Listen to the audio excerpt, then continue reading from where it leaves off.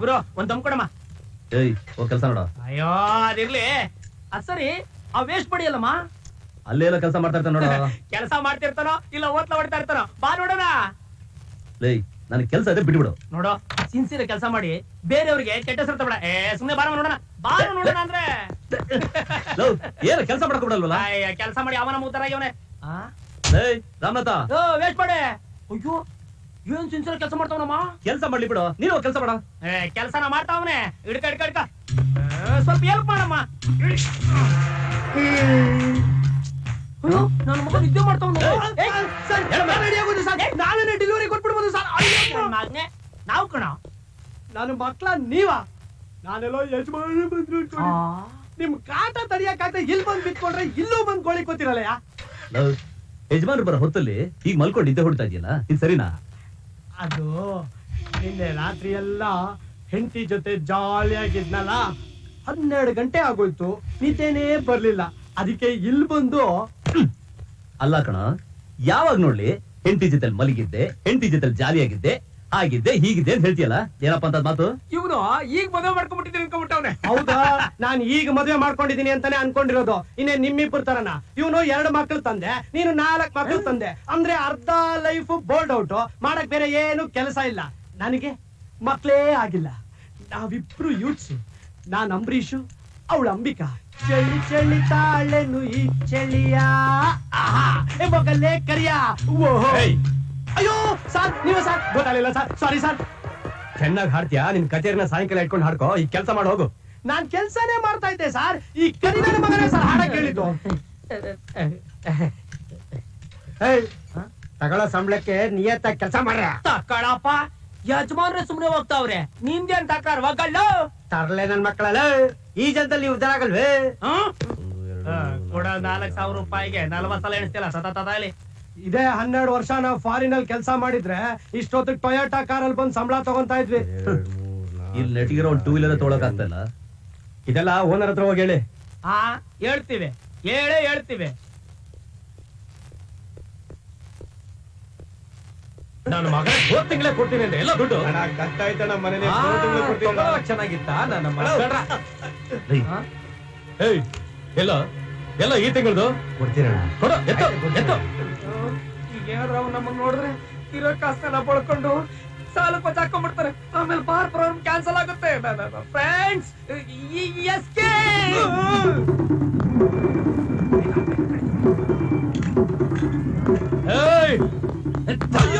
ನೋಡ್ತಾ ಇದ್ದೀರೇನ್ರ ಕಳ್ಳನ ಮಕ್ಕಳ್ರ?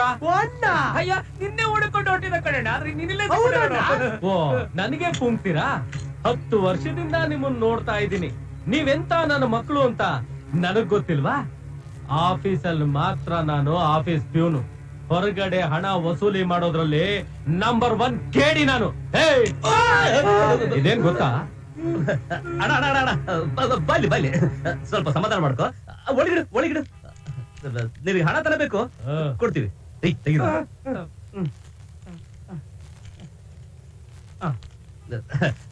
ಇರಲಿ, 1,500 ರೂಪಾಯಿ ಇದೆ. ಇದು ಬರೀ ಬಡ್ಡಿಗಾಯ್. ಅಸಲು 10,000 ನಿಮ್ಮ ಅಪ್ಪಂದ್ರು ಕೊಡ್ತಾರೆ. ಸೌಂಡ್ ಮಾಡ್ಬೇಡಣ. ದೀಪಾವಳಿ ಬೋನಸ್ ಬಂದ ತಕ್ಷಣ 5,000 ರೂಪಾಯಿ ಕೊಟ್ಬಿಡ್ತೀವಿ. ಆಮೇಲೆ ಅಷ್ಟೇ ಕೊಟ್ಟು ತೀರ್ಸ್ಬಿಡ್ತೀವಿ. ಹೇಳು ನಿಮ್ ಹಣ ನಂಬ್ಕೊಂಡಿದ್ರೆ ಬ್ಯಾಂಕ್ ಅಲ್ಲಿ ತೆಗಿಯೋ ನಿನ್ ನಾಳೆ. ನನಗೆ ನಾಮ ಹಾಕಕ್ ನೋಡ್ತೀರಾ? ನೀವ್ ಅಂದಾಗ ಏನಾದ್ರು ಕೊಡ್ಲಿಲ್ಲ ಅಂದ್ರೆ ಮನೆ ಹತ್ರ ಬಂದು ಕಿರಿಕಿರಿ ಮಾಡಾಕ್ ಬಿಡ್ತೀನಿ. ಹುಷಾರ್.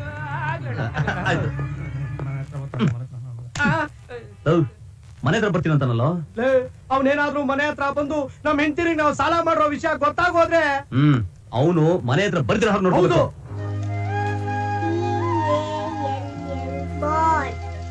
ಅಮ್ಮ ಟಾಲ್ಗ್ ಆಪೋಸಿಟ್ ಏನಮ್ಮ? ಶಾರ್ಟ್. SH ORT short. ಅಮ್ಮ ಗುಡ್ಡಿಗೆ ಆಪೋಸಿಟ್ ಏನಮ್ಮ? ಲೇ, ಗುಡ್ಡಿಗೆ ಆಪೋಸಿಟ್ ಬ್ಯಾಟ್ ಕಣೆ. ನಿಂಗೆ ಗೊತ್ತಿಲ್ಲ, ಸುಮ್ನೆ ಇರೆ. ಅಮ್ಮ ಗುಡ್ಡಿಗೆ ಆಪೋಸಿಟ್ ಏನಮ್ಮ? ನಿನ್ನೆ ತಾನೇ ಹೇಳ್ಕೊಟ್ಟಿದೀನಿ, ಮರ್ತ್ಬಿಟ್ಯಾ? ಏನೇನ್ ಡೌಟ್ಸ್ ಇದೆಯೋ ಕೇಳು. ಬರಿ. ಗುಡ್ಡಿಗೆ ಆಪೋಸಿಟ್ ಬ್ಯಾಡ್. ತಿಂಗಳಿಗೆ ಸರಿಯಾಗಿ ಬಾಡಿಗೆ ಕೊಡಕ್ ಯೋಗ್ಯತೆ ಇಲ್ಲ, ತಿನ್ನೋದಕ್ಕೆ ಒಡೆ ಬೇರೆ ಕೇಡು. ಯಾವ ನೀನು ಮನೆ ಬಾಡಿಗೆ ಕೇಳೋದು ಎಷ್ಟು ಅಷ್ಟೇ ಇಟ್ಕೋ, ಇಲ್ಲದೆಲ್ಲ ಮಾತಾಡ್ಬೇಡ. ನನ್ನ ಮಕ್ಕಳು ಒಡೆನ ತಿಂತಾರೆ ಇಲ್ಲ ಬೋಂಡನ ತಿಂತಾರೆ, ನಿನಗೇನಕಯ್ಯ ಏನಕಯ್ಯ ಮಾತಾಡ್ತೀಯ? ನಾ ಮಾತಾಡೋದೆ ಹಂಗೆ. ವರ್ಷಕ್ಕೆ ಒಂದೊಂದ್ ಮಗು ಎರ ಕಾಯ್ತದೆ, ತಿಂಗಳು ಸರಿಯಾಗಿ ಬಾಡಿಗೆ ಕೂಡ ಕಾಯಕಿಲ್ವಾ? ಯಾವ ನಾನು ಒಂದೊಂದನ ಹೇಳ್ತೀನಿ ಇಲ್ಲ ವರ್ಷಕ್ಕೆ 10 ಹೇಳ್ತೀನಿ, ನೀನೇ ಅವನಯ್ಯ ಕೇಳೋಕೆ? ನಾನು ನಿನ್ ಯಜಮಾನ. ನನ್ನ ಯಜಮಾನನ? ಅಯ್ಯೋ ಅಯ್ಯೋ ನೀನು ಹೇಳೇ.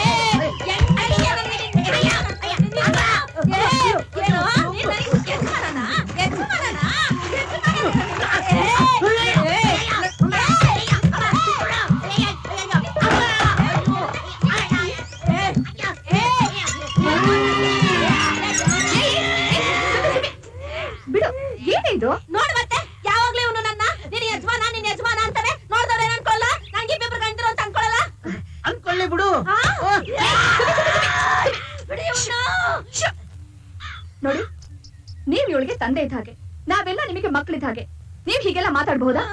ಅಲ್ಲವಾ, ನೀನು ಈ ಒಟ್ಟಾರ್ದಾಗೆ ಸಂಸಾರ ಮಾಡ್ಕೊಂಡಿದ್ಯಾ, ನಿನಗೂ 108 ತೊಂದರೆ ತಾಪತ್ರೆ ಆಯ್ತೆ. ನೀನು ತಿಂಗಳು ಸರಿಯಾಗಿ ಬಾಡಿಗೆ ಕೊಡ್ತಾ ಇಲ್ವಾ? ಆದ್ರೆ ಈ ನಾಚಿಕೆಟ್ಟ ಜನ 3 ತಿಂಗಳಾದ್ರೂ ಸರಿಯಾಗಿ ಬಾಡಿಗೆ ಕೊಟ್ಟಿಲ್ಲ. ನನ್ ಹೊಟ್ಟೆ ಉರಿಯಾಕಿಲ್ವಾ? ಹಲೋ, ಹಾ ಬೇಗ ಬಂದ್ಬಿಡ್ತೀರಲ್ಲ? Okay okay bye. 3 ಜನಕ್ಕೂ ಸಂಬಳ ಬಂದಿದೆಯಂತೆ, ಬರೋದು ಒಂದ್ ಸ್ವಲ್ಪ ಲೇಟ್ ಆಗುತ್ತೆ ಅಂತ ನಮ್ ಯಜಮಾನ್ರು ಫೋನ್ ಮಾಡಿದ್ರು.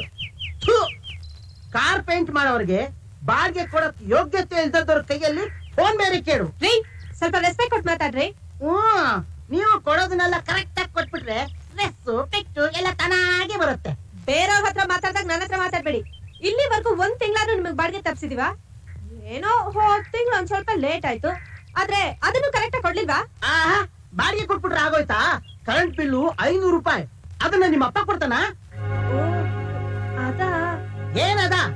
ಏನೋ ಹೋಗ್ಲಿ ಪಾಪ, ಮಕ್ಕಳು ಮರಿ ಇರೋ ಸಂಸಾರ ಅಂತ ಹೇಳ್ಬಿಟ್ಟು 2,000 ರೂಪಾಯಿ ಅಡ್ವಾನ್ಸ್ಗೆ ಮನೆ ಕೊಟ್ಟೆ. ನಿಮ್ಗೆ ಅಯ್ಯೋ ಒಂದಿದೆ ಅಪರಾಧ ಆಗೋಯ್ತಲ್ಲ. ಇನ್ಮೇಲೆ ಯಾರಿಗೂ ಕರುಣೆ ತೋರಿಸಬಾರದು. ಹೇಳಿ, ಮುಂದಿನ ತಿಂಗಳು ಬಾಡಿಗೆ ಜೊತೆಗೆ 3,000 ರೂಪಾಯಿ ಅಡ್ವಾನ್ಸ್ ಇರಿಸ್ಕೊಟ್ರೆ ಸರಿ, ಇಲ್ದಿದ್ರೆ ಎಲ್ಲ ಮನೆ ಖಾಲಿ ಮಾಡ್ಬೋದು. ಏನ್ರಿ, ನೀವಿಬ್ರು ಸರಿಯಾಗಿ ಮನೆ ಬಾಡಿಗೆ ಕೊಟ್ಟಿದ್ರೆ ಈ ಪ್ರಾಬ್ಲಮ್ ಬರ್ತಿರ್ಲಿಲ್ಲ. ಈಗ ದಿಢೀರ್ ಅಂತ 3,000 ರೂಪಾಯಿ ಅಡ್ವಾನ್ಸ್ ಕೇಳ್ತಿದಾರಲ್ಲ, ಎಲ್ಲಿಂದ ತಂದ್ಕೊಡೋದು? ಅದಕ್ ನಾವೇನ್ ಮಾಡ್ಬೇಕು? ಅದ್ರ ಯೋಚನೆ ನಮ್ ಯಜಮಾನ್ರಿಗೆ ಇರ್ಬೇಕು. 3 ಜನಕ್ಕೂ ಜವಾಬ್ದಾರಿ ಇಲ್ಲ ಅಂತ ಗೊತ್ತಲ್ಲ, ಹಾಗಂತ ಮನೆ ಬಾಡಿಗೆ ಕೊಡೋದನ್ನ ಬಿಟ್ಬಿಡೋದಾ? ಮನೆ ಖರ್ಚಿಗೆ ಕೊಟ್ಟಿದ್ರಲ್ಲಿ 50 100 ಮಿಕ್ಸಿ ಕೊಟ್ಬಿಡ್ಬೇಕು. ಈಗ ಇವ್ನು ಇಷ್ಟು ಕೆಟ್ಟಾಗಿ ಮಾತಾಡ್ಬಿಟ್ಟು ಹೋತಲ್ಲ, ಯಾರ್ಗ ಅವಮಾನ ಹೇಳಿ? ಏನಕ್ಕ ಗೊತ್ತಿಲ್ದಿರೋ ತರ ಮಾತಾಡ್ತಾ ಇದ್ಯಾ? ಬರೋ ಪೂರ್ತಿ ಸಂಬಳ ನಮ್ ಕೈಗೆ ತಂದ್ಕೊಟ್ರೆ ನಾವು ಕೊಡೋ ಸಾಲನೆಲ್ಲ ಕೊಟ್ಟು ಸಂಸಾರ ನಡೆಸ್ಬೋದು. ಆದ್ರೆ ಸಂಬಳದಲ್ಲೂ ಚೂರು ಚೂರು ಅಂದ್ರೆ ಹೇಗಕ್ಕ ಸಂಸಾರ ನಡೆಸೋದು? ಹೆಂಗಮ್ಮ? ಈಗಿನಿಂದಾನೆ ಒಂದ್ ಕೆಲ್ಸ ಮಾಡೋದು. ಅವ್ರ ಸಂಬಳದ ಕವರ್ನ ಒಡಿದೆ ಪೂರ್ತಿಯಾಗಿ ನಮ್ ಕೈಗೆ ತಂದ್ಕೊಟ್ರೆ ತಗೊಳ್ಳೋದು, ಇಲ್ದೇ ಇದ್ರೆ ಬೇಡವೇ ಬೇಡ. ಅಯ್ಯೋ, ಅವ್ರು ನಾವ್ ಹೇಳ್ದಂಗ್ ಕೇಳ್ತಾರ? ನೀನೊಂದು ಏನೇನೋ ಕಲ್ಪನೆ ಮಾಡ್ಕೊಂಡು ಯೋಚನೆ ಮಾಡ್ತಾ ಇದ್ಯಾ. ಇಷ್ಟೊತ್ಗಾಗ್ಲೇ ಅವ್ರು ಅರ್ಧ ಸಂಬಳ ಉಡಾಯಿಸ್ಬಿಟ್ಟಿರ್ತಾರೆ. ಯಾವ ಹೋಟೆಲ್, ಯಾವ ಬಾರ್,